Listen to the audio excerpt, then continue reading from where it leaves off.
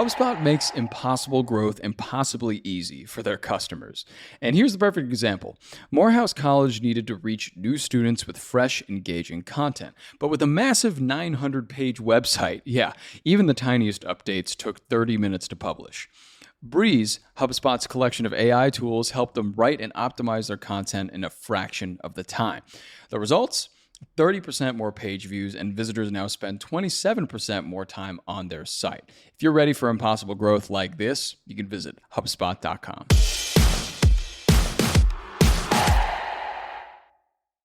All right, good morning, everybody. Today is Tuesday, July 22nd. I'm John Weigell here with Mark Dent, and this is the Hustle Daily Show.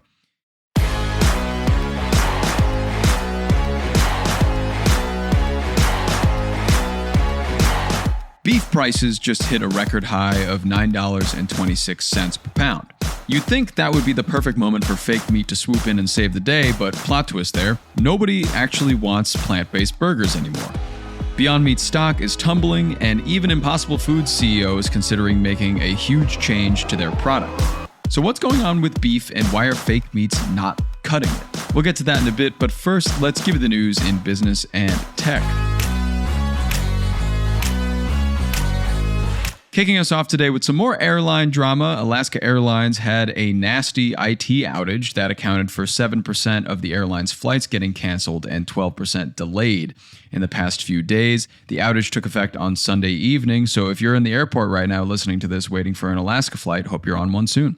Next, Fintech company Ramp has a job listing now for a professional redditor. Ramp is seeking a, quote, power user who understands the platform's culture, nuances, and unwritten rules, and integrates Ramp into relevant conversations across relevant subreddits. It'll pay between $40 and $84 an hour, which is a weird range, but it's got full benefits. The posting also seeks someone who will have, quote, thick skin and can handle Reddit's critique culture. It'll be interesting to see that person pop up in all the fintech Reddits that I'm in.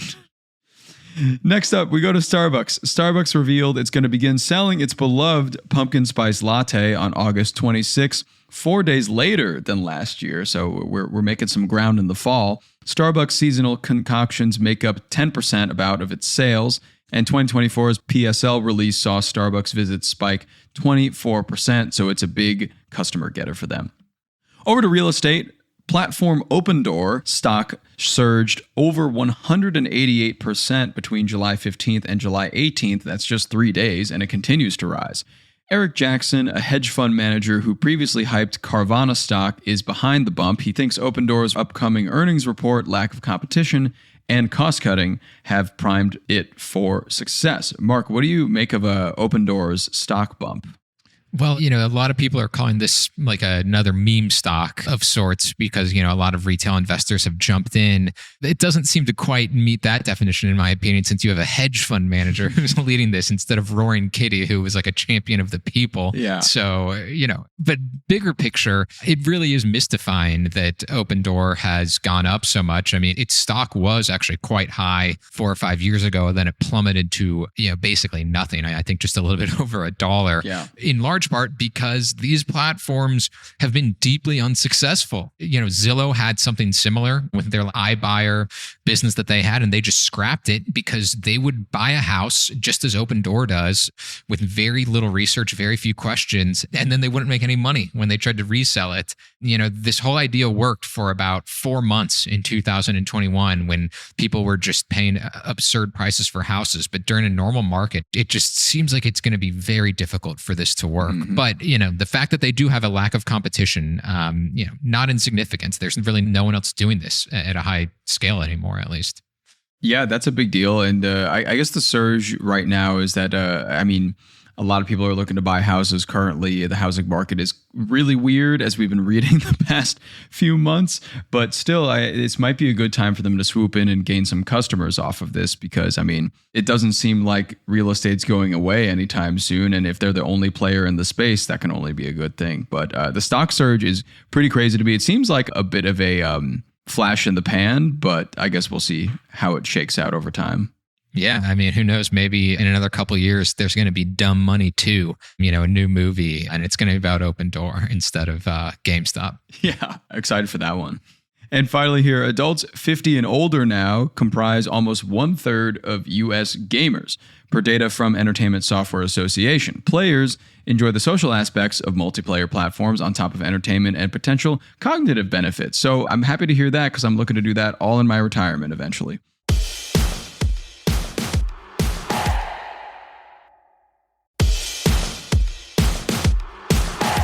If you're like me, you're trying to figure out how artificial intelligence is changing the business world and our lives.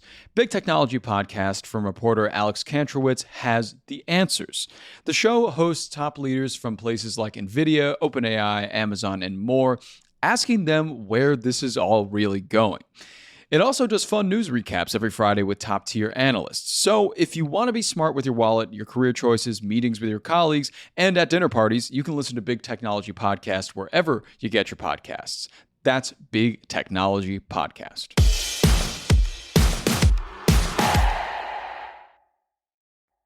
And for more stuff like that, for more headlines, subscribe to the show and we'll have more for you tomorrow and the next day and the next day. But for now, we go to our main story. We're talking plant-based meats and just beef in general. So Mark, first off here, what's going on with the beef market? You and I have talked about this previously, and there's some problems that have continued to exacerbate the situation, it sounds like. Yeah, for sure. I mean, beef prices are up about 9% since January, according to CNN. That is a pretty high number when you think about the rest of inflation right now, which is going up a little bit. Year over year inflation, I think, was around 2.7% when it was released, I believe, last week. But yeah, you're talking, 2% or so for everything else, and then just 9% in the last few months for beef. And if you look back even further, I was looking at Bureau of Labor Statistics data about beef. Go back to 2020 and beef prices are up 100%. I mean, they've basically doubled, which is far beyond what we've seen out of inflation for everything else in that time period as well.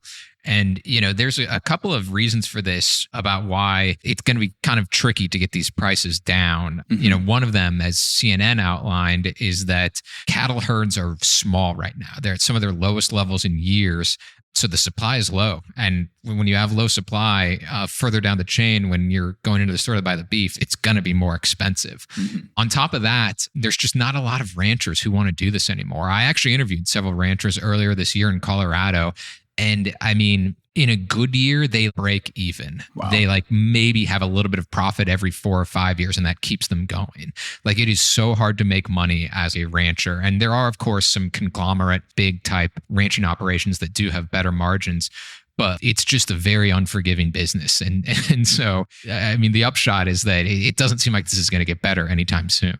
Yeah. We've talked about this previously too, with the herding problem and also the drought conditions that a lot of farmers have been facing or have faced in the past few years, and a lot of ranchers have. And also there's a whole nother angle here of imported beef is becoming bigger because, we got to supply our beef somehow. So from Argentina, Australia, and Brazil, international beef imports account for roughly 8% of U.S. beef consumption right now, which is a heck of a lot more than I thought it would be, as we're seen as a country that does provide a lot of beef. But this kind of also tails into something we talked about recently too, Mark, with the rise in chicken lately in fast food, and how fast food restaurants are looking to cash in more on that because the beef market is so at odds right now, and McDonald's is even suing a major beef purveyor in the United States. So that's kind of another transition point we're looking at here.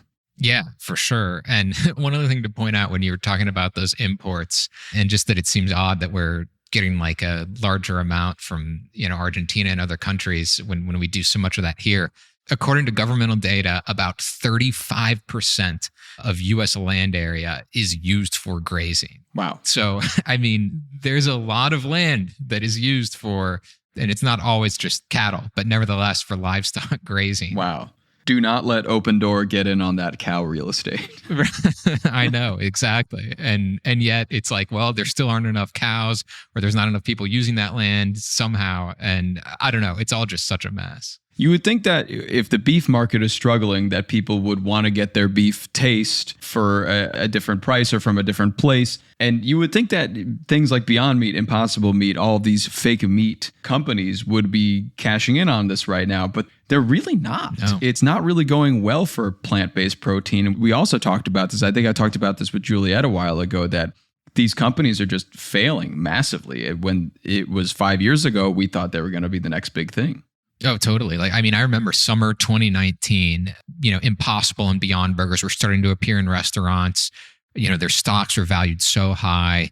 They were such a big deal. But now Beyond Meat, its stock is down 97% from its peak. Like, I mean, it is a resounding failure. I think I've probably mentioned this on the podcast before, but like the grocery stores that I go to, 2-3 years ago, they had Impossible and I believe Beyond Meat. Now they don't. They just don't even sell them anymore because I assume it's because so few people were buying them. When I first started buying Impossible meat, a few years ago, I'd get it every once in a while just to try it out. And it would be significantly more expensive than beef. Mm-hmm. And now it's like, well, they're, about the same cost. And yet it still just hasn't really mattered. Yeah, I think, a lot of it has to do with the taste and how the Impossible and Beyond Meats have been marketed. Are they trying to be a vegan alternative to meat, or are they trying to be a healthier version of meat, or what is kind of the thing they're trying to get? Like, what's the market they're attacking? Yeah, I don't even think it's clear, like exactly who they're going for. Yeah, it's not very clear at all. Their sales have been falling since 2021. They fell 7% in 2024. So they kind of got to make up their mind who they want to reach and fast, because right now they're not really able to find who their customer is. And I don't think I know who their customer is either. Like, I bought Impossible meat once or twice, kind of like you. I just kind of bought it to try it out and just see how it would be. And not because it was healthier or different, but just because I was curious. And now I'm just not curious anymore, because I'm like, regular beef is great and it's not as expensive. Yeah. And, some people who've kind of studied these plant-based meats and, Beyond and Impossible suggest that it is not really much healthier. It has a lot of additives in it that kind of negate the type of positive health impacts that it might otherwise have.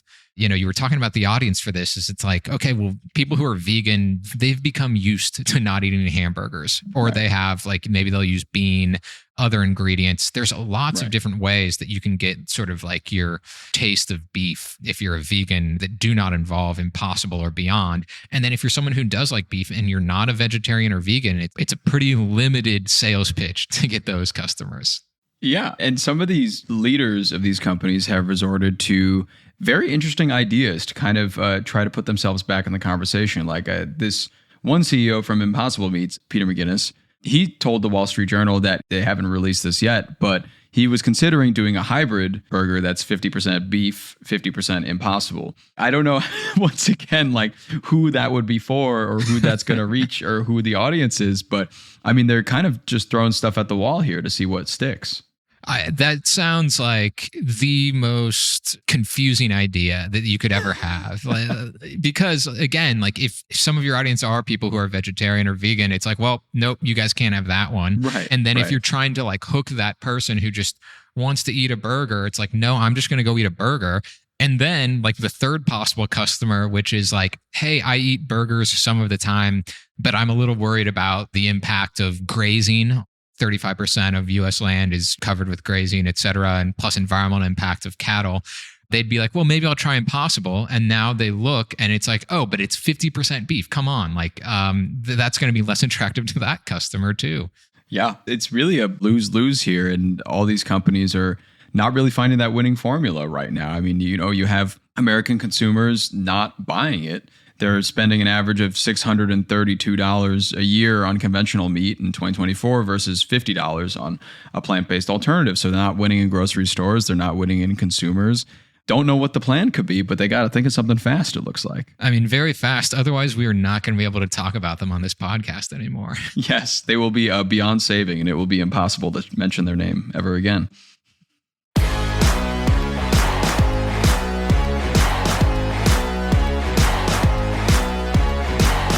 All right, that'll do it for us today. Thanks for tuning into the Hustle Daily Show. We're a proud part of HubSpot Media. Our editor is Robert Hartwig, and our executive producer is Darren Clark. We got a lot more tech and business coverage in our newsletter. If you're not subscribed, go get yourself signed up at thehustle.co/email and follow us on Instagram at The Hustle Daily. We will see you tomorrow.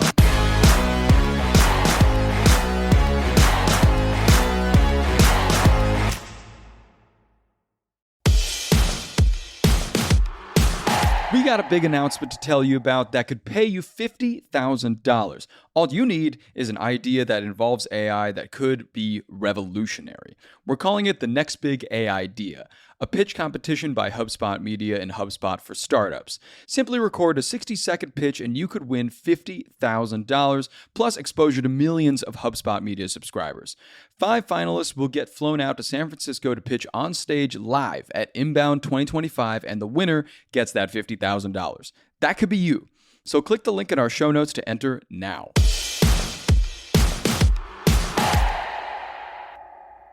Okay, look, side hustles fail when they consume all of your time. I mean, every single bit of it. The pros, though, work smarter with AI doing all the heavy lifting. To help you out, we just dropped the Side Hustle Accelerator database. You can search your exact problem for your side hustle, grab the perfect prompt, and get results. If you're struggling with marketing, content, and customer service, it's all solved in just seconds. This isn't just another tool, guys. It's your unfair advantage in a spreadsheet. So stop asking AI the wrong questions and start scaling with what actually works. You can get it for free in the link in our show notes. And you can stop right now, actually. Why don't you take a look down at those show notes and tap the link? You don't want to sleep on this.